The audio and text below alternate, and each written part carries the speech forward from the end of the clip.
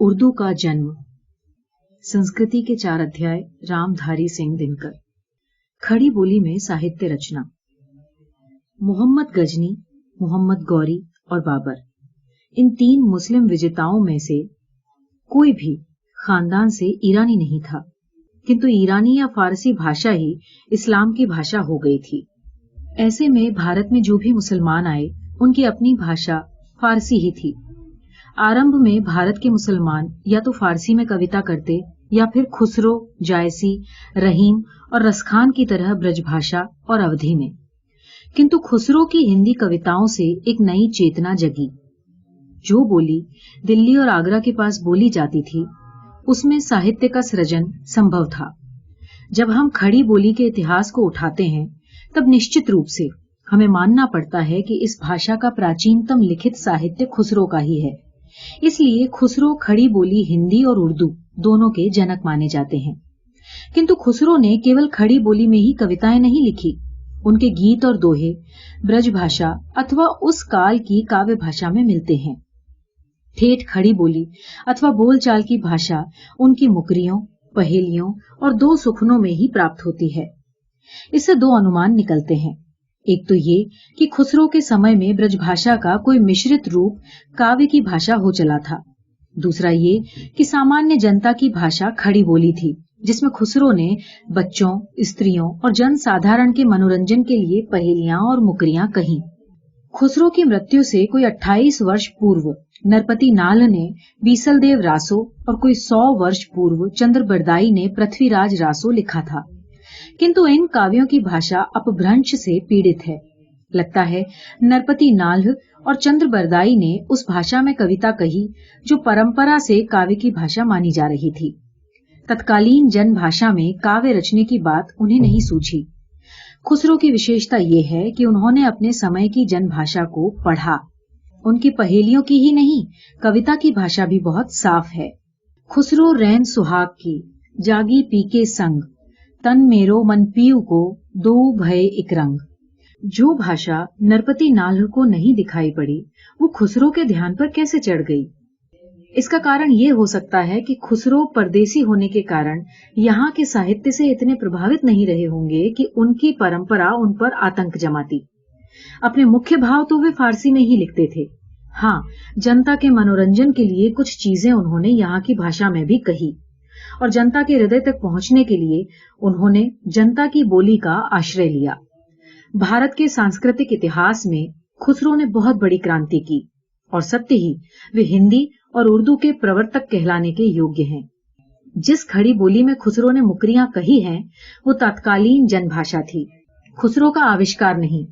इसका एक प्रमाण तो ये है कि प्रचलित जनभाषा को हेय मानकर परंपरा से आती हुई काव्य भाषा में लिखने वाले कवियों की भाषा में ये जनभाषा जब तब झलक मार देती थी, जिसका प्रमाण हेमचंद्र, खुसरो से कोई 100 वर्ष पूर्व हुए लेखक, हेमचंद्र की ये बहुधा उद्धृत पंक्ति है, भल्ला हुआ जू मारिया बिहनी मारा कंतु। दूसरा प्रमाण ये है कि खुसरो से कोई 70 साल बाद होने वाले महाराष्ट्र के संत कवि नामदेव की रचनाओं में हम खड़ी बोली का बहुत कुछ सुस्पष्ट रूप पाते हैं। माई न होती, बाप न होते, कर्म न होता काया, हम नहीं होते, तुम नहीं होते, कौन कहाँ ते आया। खुसरो की खड़ी बोली की अपेक्षा नामदेव की खड़ी बोली का रूप इशितहीन है। प्रचलित बोली का रूप वही रहा होगा जिसके नमूने हमें खुसरो में मिलते हैं। नामदेव की भाषा के विकार का कारण कुछ तो सदुक्कड़ी प्रवृत्ति है और कुछ ये बात कि जन्म स्थान की दृष्टि से नामदेव खड़ी बोली के क्षेत्र से दूर पड़ते थे। खड़ी बोली पर उर्दू वालों का कभी भी एकाधिपत्य नहीं था। ये सिद्ध करने के लिए हिंदी के विद्वान हेमचंद्र से लेकर खुसरो, कबीर, दादू दयाल, मलूक दास, कुलपति पद्माकर, नागरी दास, ग्वाल और सीतल तक के उदाहरण बटोरकर हम ये कह सकते हैं कि यद्यपि हिंदी कविता की मुख्य भाषा अवधी या ब्रजभाषा ही थी, फिर भी खड़ी बोली से हिंदी कवि अपरिचित नहीं थे तथा वे समय समय पर उसका भी उपयोग कर लेते थे। किंतु इतना कह देने से इस बात का खंडन नहीं होता कि खड़ी बोली को साहित्य की भाषा मुसलमानों ने ही बनाया। हिंदी वाले अपभ्रंश का प्रभाव ढोते हुए एक खास परंपरा में चल रहे थे और इस परंपरा का जो मेल अवधी और ब्रजभाषा से बैठता था, वो मेल खड़ी बोली से नहीं बैठता था। इस परंपरा से अनभिज्ञ अथवा अप्रभावित रहने के कारण खड़ी बोली की ओर ध्यान मुसलमान कवियों का ही गया, क्योंकि ये वो भाषा थी जिसमें राजधानी के आसपास के लोग बात करते थे और यही वो भाषा थी जिससे उनकी नजदीकी जान पहचान हो सकती थी। श्री जयचंद्र विद्यालकर ने लिखा है कि पचाल, रुहेलखंड और कन्नौज और सूरसेन यानी ब्रज की बोलियों में से कोई एक सदा से भारत की राष्ट्रभाषा बनती रही है, क्योंकि ये बोलियां तमाम आर्यावर्ती भाषाओं की केंद्रवृत्ति हैं। मुसलमानों के आगमन के समय इस प्रांत में खड़ी बोली का प्रचार था। यही खड़ी बोली पहले मुसलमानों के द्वारा ग्रहित हुई, क्योंकि मुसलमानों को यहाँ की भाषा की जरूरत थी और राजधानी के पास की भाषा आसानी से उनकी जबान पर चढ़ गई और फिर बाद में सारे भारत में समझी जाने लगी। आरंभ के मुस्लिम शासक द्विभाषी थे। एक तो वे फारसी बोलते थे, दूसरे भारतीय भाषा के रूप में उन्होंने खड़ी बोली को स्वीकार किया एवं शासकों के द्वारा ग्रहित हो जाने पर खड़ी बोली का चलन आवश्यकतानुसार सारे देश में होने लगा। यद्यपि खड़ी बोली इसी देश के एक प्रांत विशेष के हिंदुओं की ही बोली थी, परंतु मुसलमान शासकों और साहित्यकारों के द्वारा पहले अपनाए जाने के कारण हिंदू उसे विशेष रूप से मुसलमानों की भाषा समझने लगे। यही कारण था कि जब भी कोई हिंदी कवि खड़ी बोली लिखता था तब उसके साथ अरबी और फारसी के दो एक शब्द अवश्य मिला देता था। यदि अपभ्रंश काव्य को देखें तो अवधी और ब्रज भाषा में साहित्य रचना बाद में आरंभ हुई, पहले वो खड़ी बोली में ही लिखी जाने लगी थी। अमीर खुसरो का काव्य काल 13वीं सदी में पड़ता है, जबकि अवधी के प्रथम संत कवि कबीर 15वीं सदी में हुए। ब्रज में साहित्य निर्माण 15वीं सदी के अंत में जब वल्लभाचार्य ब्रजमंडल में आकर रहने लगे तब से होता है। मैथिली में ज्योतिरीश्वर कवि शेखराचार्य का वर्ण रत्नाकर 14वीं सदी के आरंभ का है। डिंगल का पृथ्वीराज रासो पृथ्वीराज के दरबारी कवि चंद का कहा जाता है, पर इस ग्रंथ का वर्तमान उपलब्ध रूप उस समय का नहीं है और 16वीं सदी का हो सकता है। उर्दू के आरंभिक कवि पंडित राम नरेश त्रिपाठी और डॉक्टर बाबूराम सक्सेना के मतानुसार उर्दू के पहले शायर वली हुए हैं, किंतु इधर के शोधों से अब ये माना जाने लगा है कि वली यद्यपि आरंभ के बड़े कवि थे, किंतु दक्षिण में उनसे पहले भी 2-4 कवि हो चुके थे जो फारसी छंदों में कविता लिखते थे। श्री गोयलिया जी ने वली से पूर्व इब्राहिम आदिल शाह, मोहम्मद कुली कुतुब शाह, सुल्तान मोहम्मद कुतुब शाह, सुल्तान अब्दुल कुतुब शाह और अब्दुल हसन ताना शाह को उर्दू का आदि कवि माना है। ये सभी कवि दक्षिण के मुस्लिम राज्यों के राजा थे। स्वयं वली भी औरंगाबाद के रहने वाले थे। इस प्रकार तथ्य ये निकलता है कि उर्दू का जन्म दिल्ली और आगरे में नहीं, प्रत्युत दक्षिण भारत में हुआ। उर्दू का जन्म दक्षिण में क्यों हुआ? उर्दू भाषा हिंदू मुस्लिम एकता की भाषा के रूप में उत्पन्न हुई। यदि मुस्लिम हिंदुओं से अपनी पृथकता बनाए रखने का आग्रह करते तो उन्हें यहाँ की देश भाषाओं में लिखने की आवश्यकता नहीं होती, किंतु ये संभव नहीं था। हिंदुओं और मुसलमानों के बीच की भिन्नता इस बात पर आश्रित थी कि विदेशी मुसलमान कितनी अधिक संख्या में भारत आते हैं, किंतु ये संख्या कभी भी बहुत बड़ी नहीं हुई। तब भी दिल्ली और आगरा में फारसी के श्रोता मिल जाते थे। कुछ तो इस कारण कि दिल्ली और आगरा इस्लामी संस्कृति के गढ़ थे और कुछ इस कारण कि बाहर से आने वाले मुसलमान विशेषतः इन्हीं केंद्रों में ठहरते थे। अतएव दिल्ली और आगरा की मुस्लिम कवि या तो अवधी और ब्रजभाषा में लिखते थे या फिर शुद्ध फारसी में, किंतु दक्षिण में ये बात नहीं थी। असली मुसलमान सीमित संख्या में ही दक्षिण गए थे। बाकी मुसलमान वहां वे थे जो हिंदू वंशों से आए थे। यहाँ विदेशी मुसलमान भी कम पहुंचे। अतएव इस्लाम की सांस्कृतिक कट्टरता यहाँ अपेक्षाकृत अधिक ढीली थी। दिल्ली और आगरा की खड़ी बोली इन्हीं मुसलमानों के साथ दक्षिण को गई और यही बोली वहां की राजभाषा हो गई। फिर राजभाषा होने के कारण खड़ी बोली को दक्षिण के और लोग भी सीखने लगे। दक्षिण में हिंदू मुस्लिम ऐक्य उत्तर की अपेक्षा कुछ अधिक पनपा। इस बात के भी उदाहरण हैं। अकबर से पूर्व ही फिरोज शाह बहमनी ने 2 हिंदू महिलाओं से विवाह किया था, जिनमें से एक विजयनगर के राजा देवराय प्रथम की पुत्री थी। बीजापुर के यूसुफ आदिल शाह ने मराठा सरदार मुकुंदराव की बहन से ब्याह किया था एवं इस दंपत्ति की कन्याएं पड़ोस के दक्षिण शाही खानदानों में ब्याही गई थी, जिनमें से एक की उत्तराधिकारिणी सुप्रसिद्ध चांद बीबी हुई।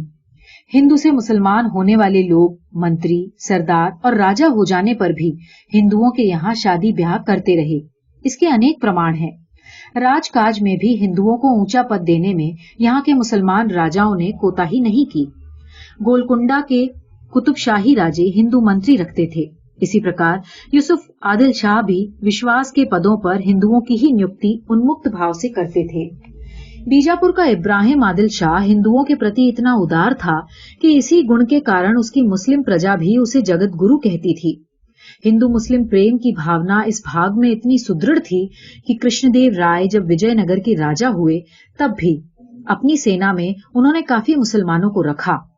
दिल्ली से दूर दक्षिण में हिंदू मुस्लिम ऐक्य के विकास का एक कारण ये था कि वहां मुस्लिम शासन का सूत्रपात ही हिंदू मुस्लिम ऐक्य से हुआ। बहमन वंश का प्रथम मुस्लिम शासक गंगू नामक ब्राह्मण के प्रति इतना श्रद्धालु और विनम्र था कि जब सन 1347 में वो बादशाह बना तब कृतज्ञता स्वरूप गंगू ब्राह्मण की स्मृति को अमर रखने के लिए वो अपने नाम के आगे गंगू बिरहमन लिखने लगा, जिसका अपभ्रंश वहमन हो गया।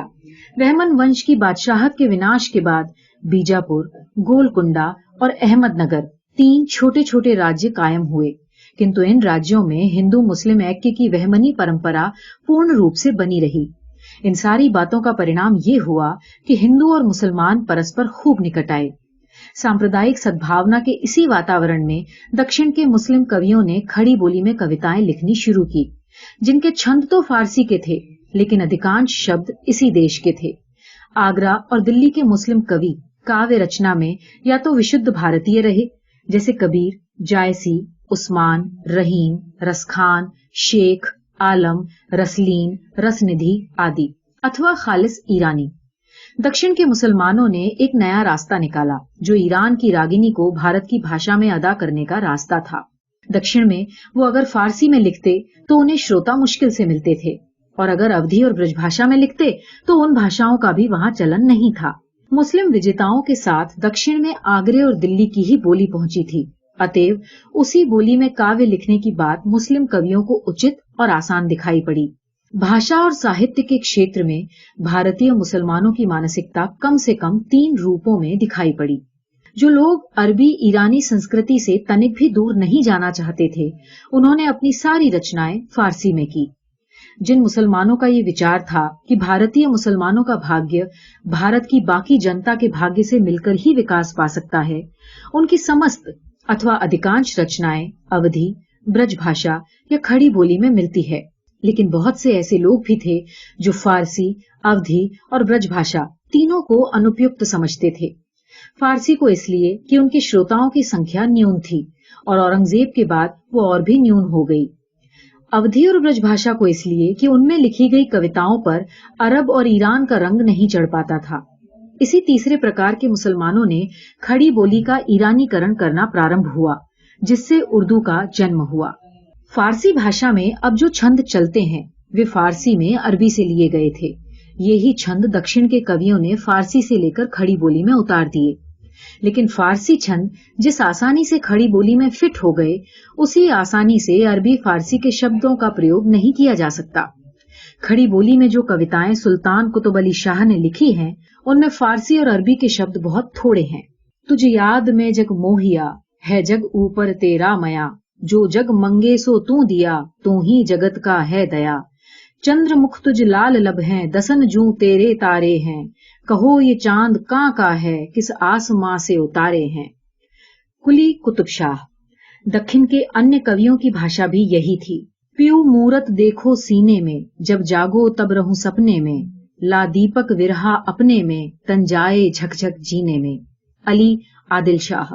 नहीं मुझसे पीत लगाए मन लेता रे, अल्लाह मुझे आशिक अपना तू कहता रे। बुहिनुद्दीन जानिम। स्वयं वली की कविताओं में जो भाषा मिलती है वो भी बहुत कुछ यही भाषा है। विरागी जो कहाते हैं उसे घर बार करना क्या, हुई जोगिन जो कोई पी की उसे संसार करना क्या। जो पीवे पीत का पानी उसे क्या काम पानी सो, जो भोजन दुख का करते हैं उसे आहार करना क्या। मतरुकात या बहिष्कार की नीति। जिन दिनों खड़ी बोली में दक्षिण के मुसलमान कवि ये साधना कर रहे थे, उन दिनों वहां के राजे स्वतंत्र थे, एवं दिल्ली का उन पर कोई बड़ा प्रभाव नहीं था। हिंदू मुस्लिम एकता का भाव वहां काफी मजबूत था और सांप्रदायिकता की गंध नहीं थी। किंतु उन्हीं दिनों उत्तर में औरंगजेब गद्दी पर आया और बाबर से लेकर शाहजहां तक एकता का जो पट बन चुका था, उसके तानों बानों को वो अलग करने में लग गया। सन 1686 में उसने दक्षिण के राज्यों पर अधिकार कर लिया और औरंगाबाद को उसने अपना केंद्र बनाया। अब आगरे और दिल्ली के मुसलमान दक्षिण अधिक जाने लगे एवं बीजापुर और गोलकुंडा के शायर भी अब ज्यादातर औरंगाबाद में रहने लगे। यहीं से उत्तर की सांप्रदायिकता दक्षिण पहुंची और उसका प्रभाव कविता पर भी पड़ने लगा। वली 2 बार दिल्ली आए, एक बार सन 1690 में औरंगजेब के शासनकाल में, दूसरी बार सन 1724 में उनके मरने के बाद। दिल्ली में वली के काव्य संग्रह का बड़ा आदर हुआ। दिल्ली में उन दिनों जो मुसलमान कवि फारसी में कविता कर रहे थे, उन्हें यथेष्ट पाठक नहीं मिलते थे। वली के प्रयोग को देखकर उन्हें पता चला कि हिंदी में भी वो भावपूर्ण ढंग से कह सकते हैं, जिनकी अभिव्यक्ति के लिए दिल्ली और आगरे के कवि फारसी का आश्रय ले रहे थे। यद्यपि फारसी में लिखने और समझने वालों की संख्या दिनों दिन घटती जा रही थी। दिल्ली में ही शाह गुलशन ने, जो फारसी के शायर थे और वयोवृद्ध एवं समादरणीय व्यक्ति थे, ने वली को सलाह दी कि अपनी कविताओं में फारसी शब्द रखो तो इन कविताओं का रंग और भी निखर जाए। वली पर इस परामर्श का पूरा असर हुआ और बाद में उन्होंने जो कविताएं लिखी उसमें फारसी की प्रधानता हो चली। फिर भी वली की पिछली गजलों में भी हिंदी का थोड़ा बहुत रंग मौजूद रहा। लिया है जबसू मोहन ने तरीका खुद नुमाई का, चढ़ा है आरसी पर तब से रंग हैरत फिजाई का। उत्तरी भारत में उर्दू कवियों में फाइज सबसे प्राचीन माने जाते हैं। ये वली के समकालीन थे और वली की ही तरह उनकी कविताओं में भी हिंदी के शब्द मौजूद मिलते हैं।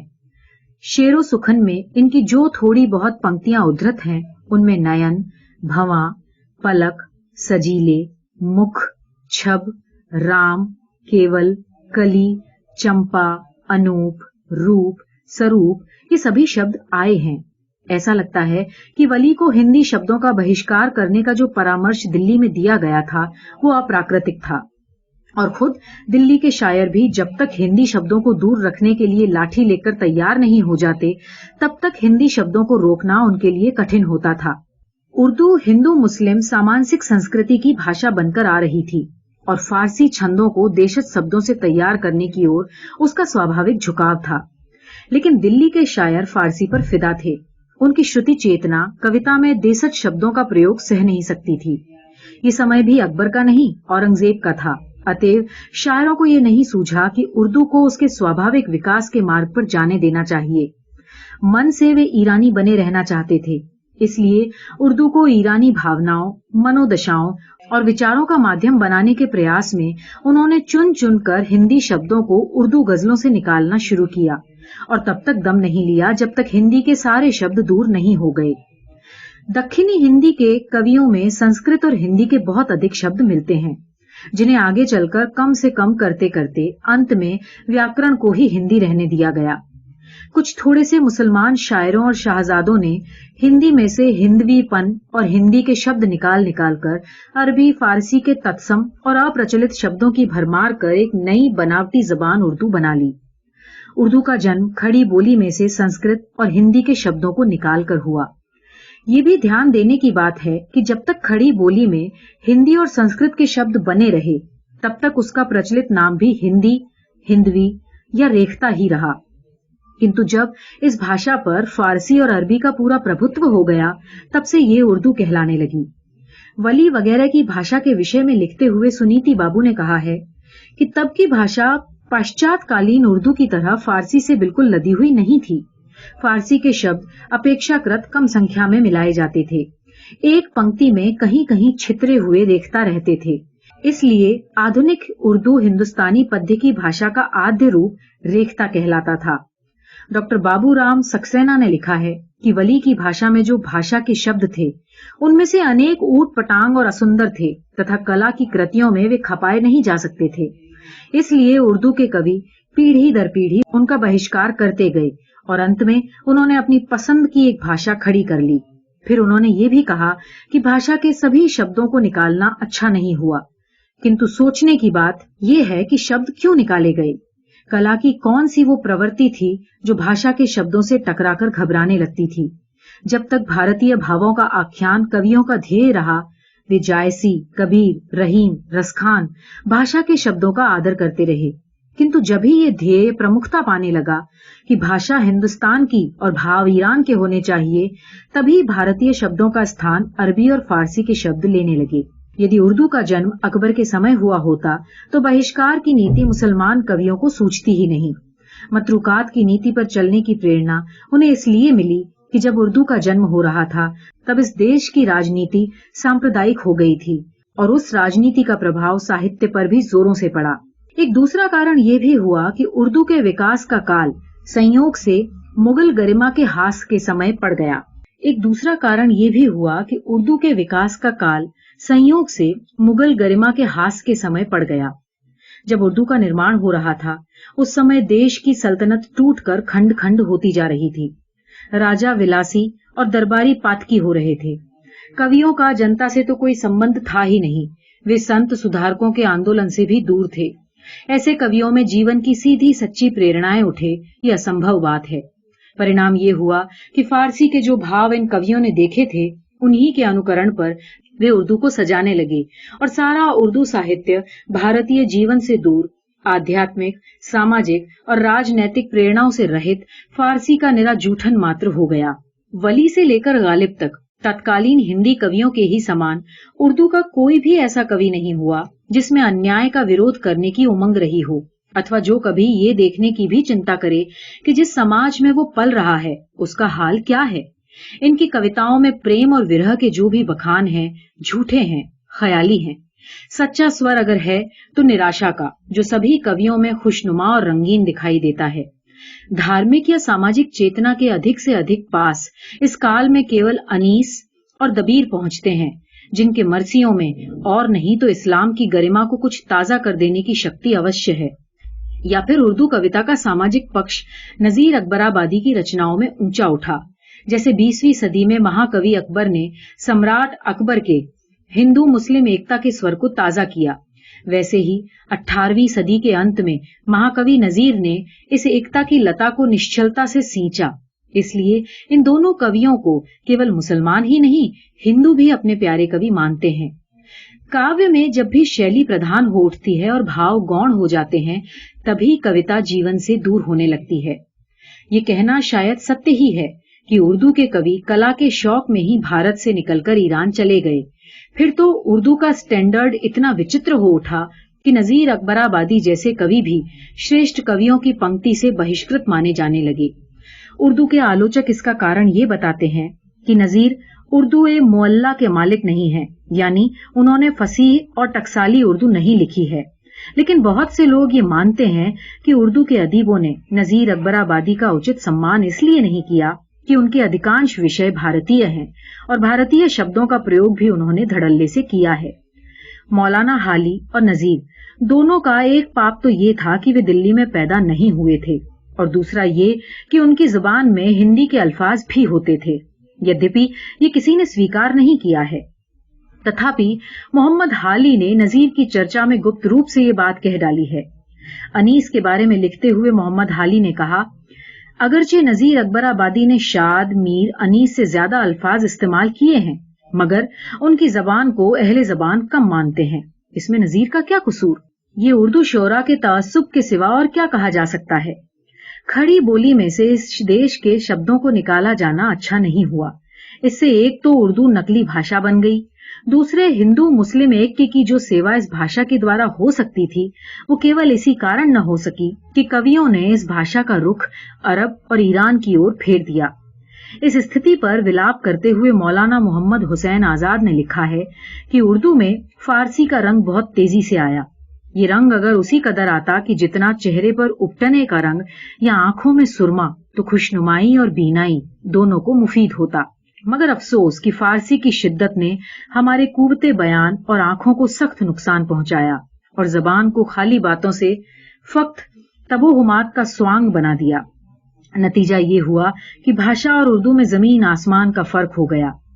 कभी कभी मन में ये विचार आता है कि क्या उर्दू के कवियों ने हिंदुत्व से अलग रहने को ही उर्दू को फारसी शब्दों से भर दिया? क्या सचमुच ही उर्दू का ईरानीकरण औरंगजेब के सांप्रदायिक नीति का परिणाम था? किंतु सच बात यह है कि ऐसा कहने का सुदृढ़ और सुनिश्चित आधार नहीं है। उर्दू आरंभ से ही ईरानी लिपि में लिखी जाती थी। लिपि साम्य होने के कारण वो अरबी और फारसी की तरह विशेष रूप से मुस्लिम संस्कृति की भाषा मानी जाने लगी और इसी लिपि साम्य के चलते उर्दू के कवियों का ध्यान हिंदी की अपेक्षा फारसी और अरबी शब्दों की ओर अधिक जाने लगा। फारसी शब्दों के इस प्रकार के अधिकाधिक समावेश से एक तो लेखक के धार्मिक और सांस्कृतिक दृष्टिकोण का परिचय मिलता है और दूसरे लेखक को अपने मुसलमानी भाषा के पांडित्य प्रदर्शन का अवसर मिलता था। इस प्रकार हिंदुओं की भाषा हिंदवी को उत्तर भारतीय मुसलमानों की इच्छा और झुकाव के अनुरूप मुसलमानी स्वरूप दे दिया गया। डॉक्टर अब्दुल हक साहब ने लिखा है कि अगर उर्दू को अरबी नशोनुमा यानी साहित्यिक विकास दक्खन में हासिल न हुई होती तो बहुत मुमकिन था कि बजाय फारसी अरूज के हिंदी अरूज होता, क्योंकि दो आबा गंगे जमुन में आसपास हिंदी थी और मुल्क की आम जबान थी। लेकिन दक्षिण के उर्दू कवि वली को दोआब के ही शायरों ने समझाया था कि अपनी गजलों में अरबी और फारसी के शब्द अधिक रखो। हिंदी से उर्दू या उर्दू से हिंदी। जो लोग ये कहते हैं कि हिंदी उर्दू से निकली है, उन्हें ये भी कहना चाहिए कि हिंदुस्तान अरब और ईरान के पेट में था, वहीं से कड़कर वो हिमालय और हिंद महासागर के बीच में फैला। हिंदी से उर्दू बनी है, उर्दू से हिंदी नहीं। हिंदी में अरबी, फारसी, तुर्की शब्द बढ़ा देने और फारसी मुहावरे चला देने से उर्दू का जन्म हुआ है। वस्तु स्थिति ये है कि हिंदी के बिना उर्दू एक पग नहीं धर सकती, पर उर्दू के बिना हिंदी के महाग्रंथ लिखे जा सकते हैं। ये मत केवल हिंदी के ही विद्वानों का नहीं, बल्कि उर्दू के भी निष्पक्ष विद्वान यही मानते हैं कि उर्दू का जन्म हिंदी से हुआ एवं हिंदी की सहायता के बिना उर्दू जी ही नहीं सकती। वजह इस्तिलाहात यानी परिभाषा निर्माण नाम की अपनी पुस्तक में उस्मानिया कॉलेज के भूतपूर्व प्रोफेसर मौलवी वहीउद्दीन साहब सलीम पानीपती मरहूम ने लिखा है कि उर्दू जिस जमीन पर खड़ी है वो जमीन हिंदी की है। इसी जमीन पर फारसी और अरबी के पौधे लगाए गए हैं। इसी तख्ते पर गैर जबानों ने आकर गुलकारी की है। अगर ये जमीन यानी हिंदी निकाल दी जाए तो फिर उर्दू जबान का नामो निशान बाकी नहीं रहेगा। हिंदी को हम अपनी जुबान के लिए उमुलिस्सान यानी भाषा की जननी और हुमुलाए अव्वल यानी मूल तत्व कह सकते हैं। इसके बगैर हमारी जबान की कोई हस्ती नहीं है। इसकी मदद के बगैर हम एक जुमला भी नहीं बोल सकते। जो लोग हिंदी से मोहब्बत नहीं रखते वो उर्दू जबान के हामी नहीं हैं। फारसी, अरबी या किसी दूसरी जबान के हामी हों तो हों। उर्दू और हिंदी के बीच जो भेद बढ़ा उसकी जिम्मेदारी उर्दू कवियों के माथे मढ़ी जानी चाहिए। ये मत डॉक्टर अब्दुल हक का भी था। उन्होंने लिखा कि बाद के उर्दू शोरा यानी शायरों पर फारसी का रंग ऐसा गालिब आया कि ये खुसूसियत उर्दू शायरी से बिल्कुल उठ गई और रफ्ता रफ्ता बहुत से हिंदी अल्फाज जबान से खारिज हो गए और उस्तादी अल्फाज के मतरूक करने में रह गई। अचरज की बात यह है कि इतना होने पर भी अनेक विद्वान ये कह बैठते हैं कि बहिष्कार की नीति से हिंदी का जन्म हुआ है, उर्दू का नहीं। अर्थात भाषा तो इस देश की हमेशा से फारसी अरबी मिश्रित थी। हिंदी वालों ने ही उसमें फारसी और अरबी शब्दों को चुन चुनकर बाहर फेंक दिया और एक कृत्रिम भाषा हिंदी उत्पन्न कर ली। अवश्य ही ऐसी बातें इसलिए कही जाती है कि हिंदी और उर्दू की एकता बढ़े, किंतु एकता की सेवा भी सच्चाई से ही की जा सकती है। असत्य के प्रचार से जैसे जीवन के अन्य मूल्य नष्ट होते हैं, वैसे ही एकता और प्रेम भी नष्ट होते हैं। साधु हिंदी की परंपरा। हिंदी उर्दू की तुलना में नई भाषा नहीं है, न वो उर्दू में से फारसी और अरबी शब्दों को निकालकर बनाई गई है। बुजुर्ग बिन शहरयार की लिखी किताब अजायबुल हिंद में लिखा हुआ है कि अब्दुल्ला इराकी ने हिंद के राजा अलूरा के लिए सन 270 हिजरी में कुरान का हिंदी जबान में तर्जुमा किया था। कालिंजर के राजा नद ने सन 413 हिजरी में सुल्तान महमूद की शान में हिंदी में लिखकर शेर भेजा था। हिंदी के कवि जिस भाषा में कविता लिखते थे वो भाषा या भाखा कहलाती थी, लेकिन बोलचाल की भाषा दूसरी थी। इसी भाषा में हिंदू और मुसलमान बातचीत तथा साधारण लिखा पढ़ी भी करते थे। इसका चलन गांवों में कम और नगरों में अधिक था। इसी से ये भाषा नागरी भी कहलाती थी। आरंभ में इस भाषा में संस्कृत के शब्द अधिक चलते थे। संस्कृत शब्दों पर मुस्लिम बादशाहों का भी प्रेम था, क्योंकि संस्कृत शब्द ही इस देश में अधिक समझे जाते थे।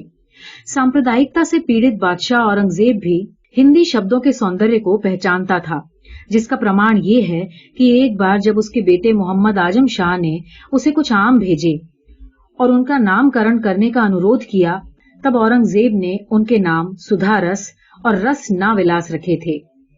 डॉक्टर सुनीति कुमार चाटुर्जिया लिखते हैं कि मुआसिर आलमगीरी के अनुसार सन 1690 ईस्वी के आरंभ में जब औरंगजेब दक्षिण में था, तब बड़ी दूर बंगाल से एक मुसलमान प्रवास करता हुआ बादशाह से मिलने कृष्णा नदी वाले प्रदेश में पहुंचा और वहां पहुंचकर उसने बादशाह से कहा कि आप मुझे अपना मुरीद बना लीजिए। इस पर औरंगजेब ने उसे निम्न देशज पद की पंक्तियां कहकर फटकारा। टोपी लेंदे बावरी देंदे खर्रे निल्लज, चूहा खांदा बावली तूकल वंदे छज। अर्थात तुम अपने लंबे बालों को छोड़कर फकीर की टोपी पहन लेना चाहते हो। अरे खरे निर्लज, तुम्हारा घर तो चूहा खाए जा रहा है और तुम कल उस पर छप्पर छानने की बात करते हो। औरंगजेब की सांप्रदायिकता सिद्ध तथ्य है, फिर भी उसके मुख से हिंदी के ही शब्द निकलते थे। इसका कारण ये था कि औरंगजेब के पूर्व सांप्रदायिक भाषा का जन्म नहीं हुआ था। वो तब बनी जब यहाँ की राजनीति दूषित होने लगी।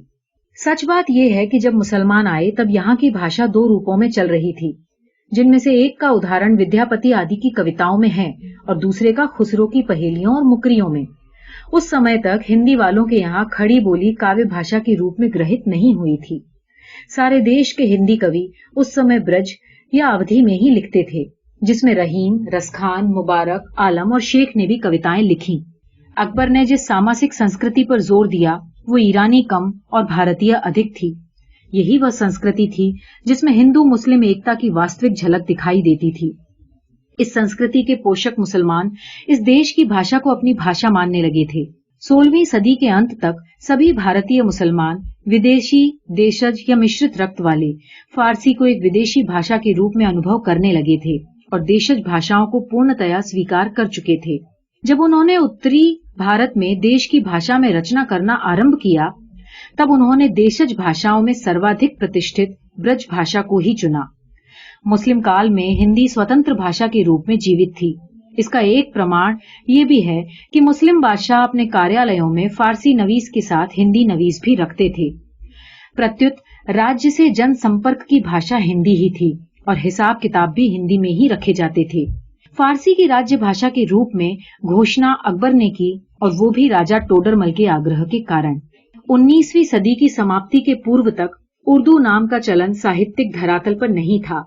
हिंदी क्षेत्रों की भाषा का नाम लोग हिंदी ही जानते थे, जिसके प्रमाण अनेक कवियों की कविताओं में मिलते हैं। हिंदी और उर्दू गद्य।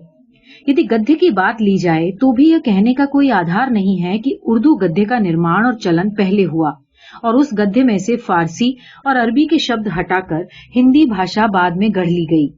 डॉक्टर राम बाबू सक्सेना के अनुसार उर्दू गद्य का प्राचीनतम प्रमुख उदाहरण फाजली का लिखा हुआ दहे मजलिस नामक ग्रंथ है, जिसकी रचना सन 1732 ईस्वी में हुई थी। किंतु इसे सक्सेना महोदय कोई उत्कृष्ट या साफ गद्य का उदाहरण नहीं मानते। वे केवल ये कहते हैं कि दहे मजलिस ही उर्दू गद्य का प्राचीन से प्राचीन उपलब्ध उदाहरण है और उनका ऐसा मानना ठीक भी है, क्योंकि दह मजलिस पर तुकबाजी सवार है और लेखक स्वयं भी मानता है कि उसके पांव लड़खड़ा रहे हैं। दह मजलिस के गद्य का एक उदाहरण कविता कौमुदी में उद्धृत है, जो इस प्रकार है। फिर दिल में गुजरा कि ऐसे काम को अक्ल चाहिए कामिल और मदद किस्सू तरफ की होए शामिल। लिहाजा कोई इस सन्नत का न हुआ और अब तक तर्जुमे फारसी ब इबारत हिंदी नसर न हुआ। स्पष्ट है कि फजली समझ रहे थे कि वे हिंदी ही लिख रहे हैं, क्योंकि उर्दू नाम का चलन उस समय नहीं था। इस प्रसंग में देखा जाए तो हिंदी गद्य की परंपरा बहुत पीछे तक पहुंचती है। हिंदी में प्राचीन गद्य के उदाहरण 3 शैलियों में मिलते हैं। एक तो ब्रज भाषा वाली शैली, जिसके अंदर गोरखपंथी ग्रंथ आते हैं, किंतु इस शैली के पुष्ट प्रमाण पुष्ट मार्गी के साधक विठलनाथ और गोकुलनाथ लिखित क्रमशः श्रृंगार रस मंडन, 84 वैष्णव की वार्ता और 252 वैष्णव की वार्ता आदि हैं। ये ग्रंथ बोलचाल की भाषा ब्रज भाषा में लिखे गए थे और इनमें छिटपुट फारसी के भी शब्द हैं जो उस समय तक प्रचलित हो गए थे। नाभादास जी का अष्टयाम, वैकुंठ मणि शुक्ल का अगहन महात्म्य और वैसाख महात्म्य तथा किसी अज्ञात लेखक का नासिकेतोपाख्यान ब्रज भाषा गद्य के स्वच्छ उदाहरण माने जाते हैं। इसी शैली में सन 1710 में सूरती मिश्र ने बैताल पचीसी लिखा और सन 1800 ईस्वी के लगभग लाला हीरालाल ने आईने अकबरी का भाषा वचनिका नाम से अनुवाद किया। इनके सिवा काव्यों पर कुछ टीकाएं भी ब्रजभाषा गद्य में की गई थी, किंतु उनका शैली के विकास की दृष्टि से कोई खास महत्व नहीं है। फोर्ट विलियम में अंग्रेजों के अधीन हिंदी गद्य का काम संभालने वाले लल्लू लाल जी गद्य की इसी धारा के लेखक हुए हैं और उन्होंने राजनीति और माधव विलास नाम से जो 2 ग्रंथ लिखे हैं वे हिंदी में ब्रजभाषावली गद्य धारा के अंतिम उदाहरण हैं। किंतु ये धारा लल्लू लाल जी तक ही आकर अवरुद्ध हो गई। आज हम जिस गद्य का प्रयोग करते हैं वो खड़ी बोली का गद्य है। सच पूछिए तो ब्रजभाषा का गद्य कोई सुगठित गद्य था ही नहीं। ये भाषा काव्य की भाषा थी। गद्य की परंपरा के नहीं रहने के कारण इसका गद्य कभी गठन नहीं पा सका।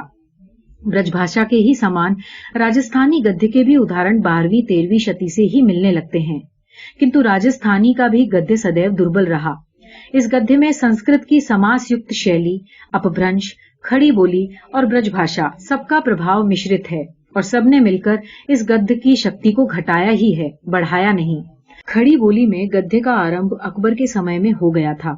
इसका प्रमाण गर्ग कवि का चंद छंद वर्णन की महिमा है। गर्ग कवि की गद्य भाषा उर्दू नहीं, हिंदी है। ऐसा लगता है कि अकबर और जहांगीर के समय हिंदी खड़ी बोली शिष्ट समाज की भाषा हो चली थी। यद्यपि गद्य निर्माण की ओर लोगों की अभी दृष्टि नहीं गई थी, किंतु इन उदाहरणों को हम हिंदी गद्य के सुनिश्चित आरंभ का प्रमाण नहीं मानते। यद्यपि गंग की भाषा में हिंदी गद्य का रूप काफी सुस्पष्ट दिखता है। हिंदी गद्य का निश्चित रूप से सुस्पष्ट प्रमाण हमें राम प्रसाद जी निरंजनी के भाषा योग वशिष्ठ नामक ग्रंथ में मिलता है, जिसे आचार्य रामचंद्र शुक्ल ने हिंदी गद्य का आदि ग्रंथ कहा है। राम प्रसाद निरंजनी पटियाले के थे और सन 1741 में उन्होंने ये ग्रंथ बनाया था। दह मजलिस से यद्यपि ये ग्रंथ 10 साल बाद का है, किंतु इससे ये बात भली भांति प्रमाणित हो जाती है कि खड़ी बोली को मुसलमानों द्वारा जो रूप दिया गया उससे सर्वथा स्वतंत्र रहकर वो अपने प्रकृत रूप में भी 200-250 वर्ष से लिखने पढ़ने के काम में आ रही है।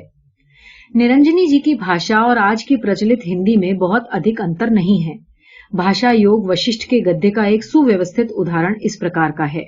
हे राम जी, जो पुरुष अभिमानी नहीं है वो शरीर के इष्ट अनिष्ट में राग द्वेष नहीं करता, क्योंकि उसकी शुद्ध वासना है। मलिन वासना जन्मों का कारण है। ऐसी वासना को छोड़कर जब तुम स्थित हो तब तुम करता हुए भी निर्लिप्त रहोगे, और हर्ष शोक आदि विकारों से जब तुम लोग अलग रहोगे तब वितराग भय क्रोध से रहित रहोगे। जिसने आत्म तत्व पाया है वो जैसे स्थित हो वैसे ही तुम भी स्थित हो। इसी दृष्टि को पाकर आत्म तत्व को देखो, तब विगत ज्वर होोगे और आत्म पद को पाकर फिर जन्म मरण के बंधन में न आओगे। ये सच है कि योग वशिष्ठ में प्रयुक्त भाषा की प्राजलता सर्वत्र इस कोटि तक नहीं पहुंचती, किंतु आज के से प्राजल हिंदी गद्य का रूप भाषा योग वशिष्ठ के अनेक स्थलों में वर्तमान है। इस बात से हिंदी गद्य की प्राचीनता सहज ही प्रमाणित हो जाती है। क्या डॉक्टर राम बाबू सक्सेना अथवा किसी अन्य विद्वान के पास कोई प्रमाण है जिससे ये समझा जाए कि भाषा योग वशिष्ठ से पूर्व उर्दू गद्य का निर्माण हो गया था और उसमें से फारसी और अरबी शब्दों को निकालकर वर्तमान साधु हिंदी का रूप तैयार किया गया हो? फजली की दह मजलिस यद्यपि भाषा योग वशिष्ठ से 10 साल पुरानी मानी जाएगी, किंतु उसका गद्य ठीक ठीक गद्य नहीं है। वो तो गंग के चंद छंद वर्णन की महिमा से भी दुर्बल और अस्त व्यस्त है। असल में उर्दू काव्य भाषा के रूप में उठी और कविता में ही उसका परिमार्जन होता रहा।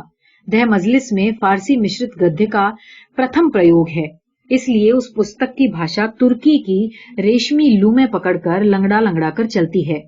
इसके विपरीत भाषा योग वशिष्ठ की भाषा पूर्ण रूप से श्रृंखलाबद्ध, साधु और व्यवस्थित है।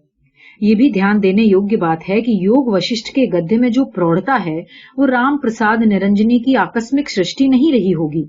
ऐसी प्रौढ़ता काफी दिनों के अभ्यास और परिमार्जन से ही उत्पन्न हो सकती है। अतएव इस अनुमान से भागना असंभव है कि मुसलमान चाहे जैसी भी भाषा लिखते या बोलते रहे हों, किंतु हिंदुओं के यहाँ संस्कृत निष्ठ हिंदी की परंपरा बराबर चली आ रही थी। उसी हिंदी का व्यवस्थित और परिपुष्ट रूप हम योग वशिष्ठ में देखते हैं।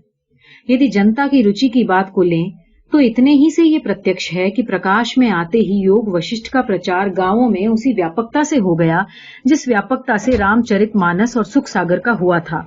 इसी प्रकार सन 1761 में मध्य प्रदेश निवासी पंडित दौलत राम ने रविशेणाचार्य कृत जैन पद्म पुराण का भाषानुवाद किया।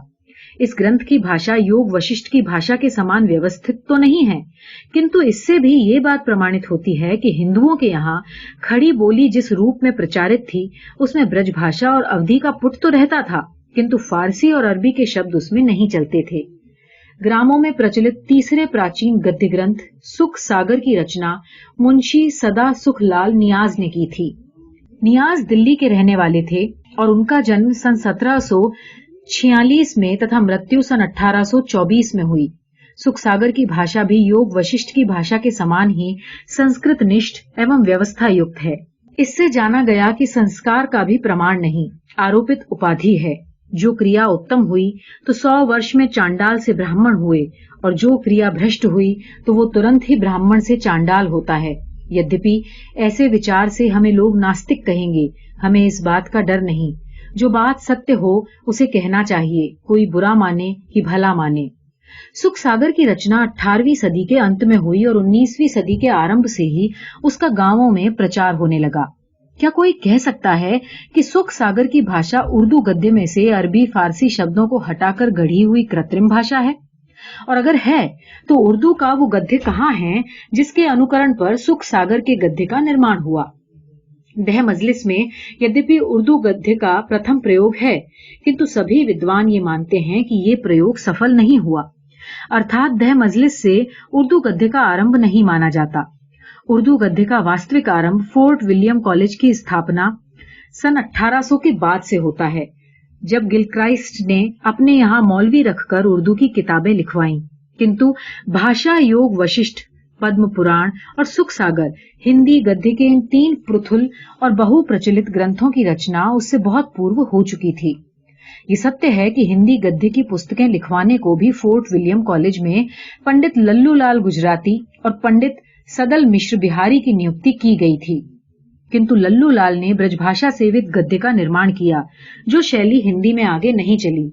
हाँ, पंडित सदल मिश्र की गद्य शैली हिंदी में स्वीकृत अवश्य हुई, और वो इसलिए कि सदल मिश्र के आदर्श राम प्रसाद निरंजनी थे।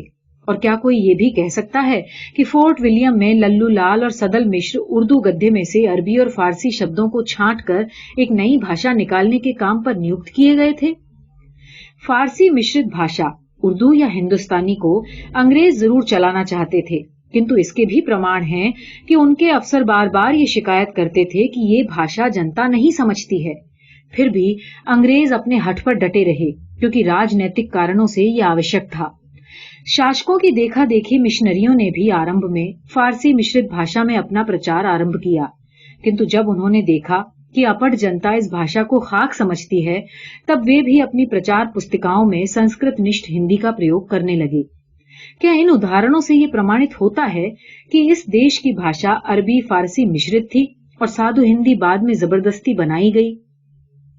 यदि फोर्ट विलियम के बाद वाले दौर को लें, तब भी यही दिखाई देता है कि हिंदी के लेखक राम प्रसाद निरंजनी की शैली को आगे लिए जा रहे हैं। स्वामी दयानंद, पंडित श्रद्धाराम फुल्लौरी, नवीन चंद्र राय और राजा लक्ष्मण सिंह संस्कृत निष्ठ हिंदी के लेखक थे, और ये हिंदी उन्होंने उद्योग पूर्वक गढ़ी नहीं थी, प्रत्युत उन्हें ये पूर्व पुरुषों से राम प्रसाद निरंजनी, दौलत राम, सदा सुख लाल और सदल मिश्र आदि से सहज उत्तराधिकार के रूप में प्राप्त हुई थी। इस बीच राजा शिव प्रसाद ही एकमात्र ऐसे लेखक निकले जिन्होंने फारसी और अरबी शब्दों को अपनी भाषा में जबरदस्ती ठूंस कर अपने को गौरवान्वित और महाप्रभुओं को प्रसन्न करना चाहा, किंतु उनकी ये चेष्टा विफल हो गई। सारे देश ने तो उन्हें धिक्कारा ही। इंग्लैंड से पिनकाट नामक एक अंग्रेज हिंदी भक्त ने भी भारतेंदु को पत्र लिखा कि राजा शिव प्रसाद बड़ा चतुर है। 20 बरस हुए, उसने सोचा कि अंग्रेज साहबों को कैसी कैसी बातें अच्छी लगती हैं, उन बातों को प्रचलित करना चतुर लोगों का परम धर्म है। इसलिए बड़े चाव से उस काव्य को और अपनी भाषा को भी बिना लाज के छोड़कर उर्दू में प्रचलित करने में उन्होंने बड़ा उद्योग किया। राजा शिव प्रसाद को अपना ही हित सबसे भारी बात है। वास्तव में ये कहने का कोई अधिकार नहीं है कि हिंदी का गद्य नया और उर्दू का गद्य अपेक्षाकृत प्राचीन है। सच्ची बात यह है कि जिस भाषा को अब उर्दू कहते हैं वो मुसलमानों के बीच शायरी में पोषित हो रही थी, किंतु उसके प्रभावों से सर्वथा मुक्त संस्कृत निष्ठ हिंदी का विकास हिंदुओं के यहाँ स्वयमेव होता रहा है। आज हम जिस हिंदी का व्यवहार करते हैं उसकी अविच्छिन्न धारा कोई 250 वर्ष से बहती चली आ रही है। राम प्रसाद निरंजनी, दौलत राम, सदा सुखलाल, सदल मिश्र, स्वामी दयानंद और लक्ष्मण सिंह ये इस धारा के प्रमुख प्रकाश स्तंभ हैं। इनमें से किसी के भी सामने उर्दू का प्राजल गद्य मौजूद नहीं था, जिसमें से अरबी फारसी के शब्दों को निकालकर उन्हें नई भाषा गढ़नी पड़ती। विवाद का समाधान। उम्र के लिहाज से नई भाषा हिंदी नहीं उर्दू है। मतरुकात की नीति से भी हिंदी नहीं उर्दू का निर्माण हुआ है। हिंदी और उर्दू के बीच पैदा होने वाली भिन्नता के ऐतिहासिक कारण जो भी रहे हों, किंतु आज उर्दू मुख्यतः इस्लामी भावनाओं की भाषा है, जैसे हिंदी को लोग हिंदू भावनाओं की भाषा मानते हैं। भावों की दृष्टि से दोनों भाषाओं के बीच कुछ थोड़ी एकता राष्ट्रीय कविताओं को लेकर बढ़ी थी और कुछ महात्मा गांधी के प्रयत्नों से जो दोनों भाषाओं को एक करना चाहते थे। गांधी जी के समय में लोग ये समझते थे कि हिंदी और उर्दू का विलय अगर हिंदुस्तानी में कर दिया जाए तो भारत की भाषागत समस्या का समाधान प्राप्त हो जाएगा, किंतु अब वो बात नहीं है। स्वाधीन भारत ने हिंदी को अपनी राष्ट्रभाषा स्वीकार कर लिया है और बंगला, असमी, उड़िया, तेलुगु, तमिल, मलयालम, कन्नड़, मराठी और गुजराती भाषाओं की ओर से ये मांग है कि राष्ट्रीय भाषा हिंदी को सुगम तो होना चाहिए, किंतु वो संस्कृत निष्ठ नहीं हुई तो सारे देश में उसका प्रचलन कठिन हो जाएगा। इसके विपरीत उर्दू, पंजाबी, कश्मीरी और सिंधी भाषाओं की मांग है कि हिंदी में अरबी और फारसी के शब्द अधिक रहने चाहिए। जो मूल हिंदी भाषी लोग हैं वे प्रचलित अरबी फारसी शब्दों का बहिष्कार करने के पक्ष में नहीं है, किंतु सारे देश के सामने हिंदी भाषियों की नहीं चलेगी। संभावना ये है कि अरबी फारसी के बहुप्रचलित शब्द हिंदी में चलते रहेंगे, किंतु सिंधी, पंजाबी, कश्मीरी और उर्दू भाषाएं बोलने वालों को बहुत से ऐसे शब्द सीखने ही पड़ेंगे जो उन्हें अभी ज्ञात नहीं है। वस्तुतः असंख्य नए शब्दों का ज्ञान उन्हें भी प्राप्त करना है जो हिंदी, बंगला, मराठी, असमी, गुजराती, उड़िया या कोई द्राविड़ भाषा बोलते हैं। उर्दू भारतीय संस्कृति के उस एक अंश का प्रतिनिधित्व करने में दक्ष है जिसका विकास 12वीं सदी के बाद हुआ है, लेकिन भारतवर्ष कम से कम 6000 वर्ष पुराना देश है। भारत के संपूर्ण इतिहास का प्रतिनिधित्व वे भाषाएं कर सकती हैं जिनके तार संस्कृत से अनुस्यूत हों। हिंदी अपने राष्ट्रभाषा पद को सार्थक तभी कर सकती है जब वो भारत के संपूर्ण इतिहास, उसकी समग्र संस्कृति का प्रतिनिधित्व कर सके। इस समग्र संस्कृति में वो संस्कार भी सम्मिलित है जिसका विकास 12वीं सदी के बाद हुआ। इसलिए संविधान ने शर्त लगा दी है कि राष्ट्रभाषा हिंदी में हिंदुस्तानी के भी रूप, शैली और अभिव्यंजना का समावेश होना चाहिए।